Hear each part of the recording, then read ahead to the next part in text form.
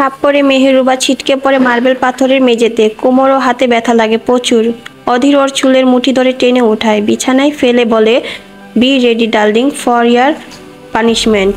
দুর্বল কণ্ঠে মেহেরুবা ছেড়ে দিন, আমি কখনো পালাবো না, পালানোর চেষ্টাও করব না, এবারের মতো দয়া করুন।